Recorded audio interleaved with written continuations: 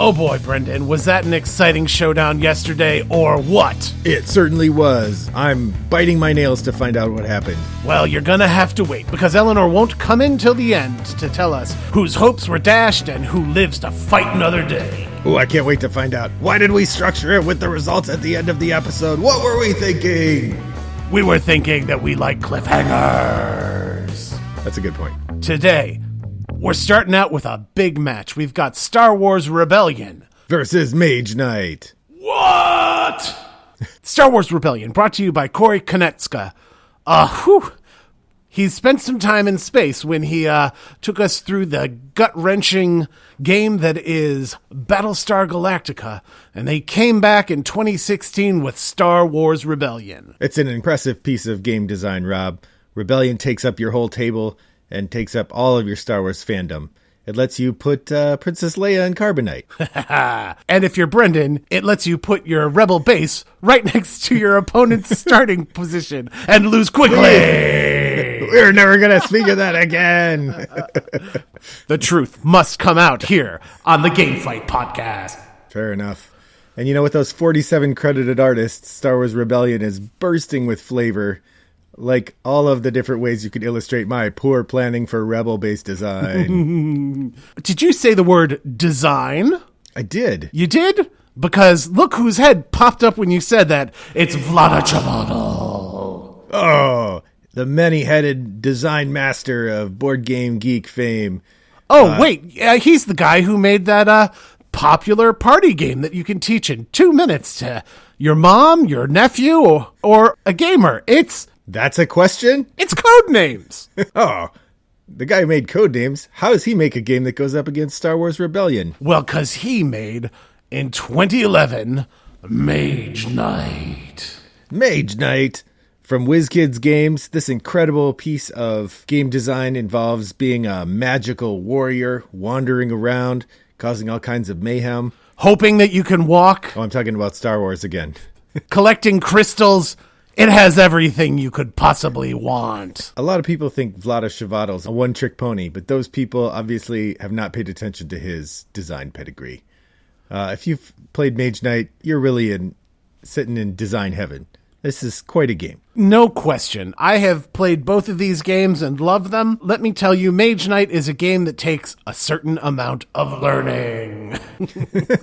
But once you're in there, you are loving it. It gives you a role-playing experience. It gives you a dungeon crawl feel.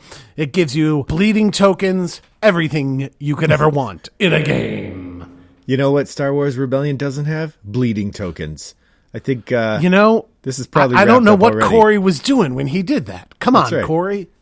Get tokens! We need some bleeding tokens over there. Now let me ask you a question. When we are resolving these showdowns here in the March Mayhem bracket, are they decided by votes by our good listeners, or are they decided by how many artists worked on the game? Well, originally when we were planning the show, I was arguing for number of artists, but you said that wouldn't provide much audience interaction, and I think in the long run, like the blood tokens, you're right. Well, it turns out if we were going by artists, Star Wars Rebellion would handily win with more than 47 credited artists.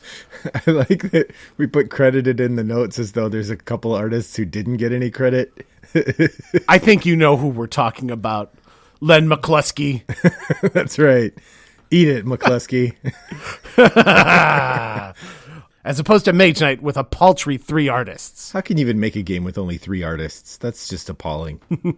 You know what I can tell you? These games are both excellent. These games both have people who love them. And these games are going head to head, fighting for survival here in the bracket. And I'm going to tell you, it's another one where I'm glad I don't have to decide. But I look forward to seeing how it is decided. And it won't be unless you go to Twitter, find @GameFightShow, and vote for your favorite. I'm not going to call this one. If you gave me $100 to call that fight, I just wouldn't do it.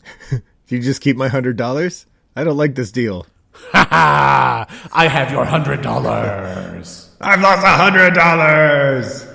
You know who's made more than $100? No, you Stefan Feld. Stefan Feld. Stefan that Feld. Maniac of Euro design. I love him. He has something against your brain. He's trying to set it on fire. with Castles of Burgundy. This is one of his earlier games, 2011. It's a great design. Ugh, no question. You know, there are fewer games that burn my brain more. Trying to decide which of those tiny little hexes of buildings to take and where to put it on my board full of tiny little hexes. Furious when I needed a 6 and all I get are 3s. Man, you know, this is one of those games that just every time you come to it, it feels a little bit different. It rewards extended study and deep play. Well, I mean, that's going to be true for every Stefan Feld game that you play. If you keep coming back, it'll keep giving more. That's right. And with the fancy new version that Castles of Burgundy got, they just released the updated art and the snazzy new boards. I could imagine that this one is rising in the minds of the fans out there. Well, you have to appreciate an outfit that's willing to put some work in. They aren't resting on their laurels here. They dusted off the game. They spruced it up and they put it back out on the field. And, you were talking in our first showdown about how Gloomhaven and Kingdom Death Monster both scratch the same itch. Mm-hmm. Well, let me tell you, Castles of Burgundy is up against Concordia. Oh, man, Concordia. It's a different game. Don't get me wrong. But if you like Castles of Burgundy, I'm going to put up on your recommendations. You might also like Concordia.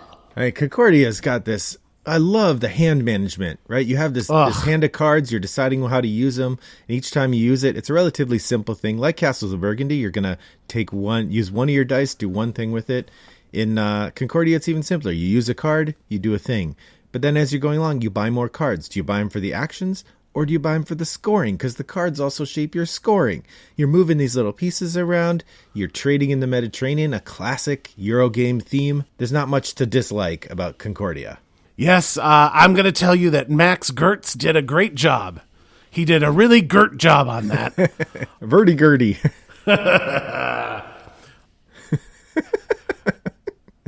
Maximum Gert from Matt Gertz.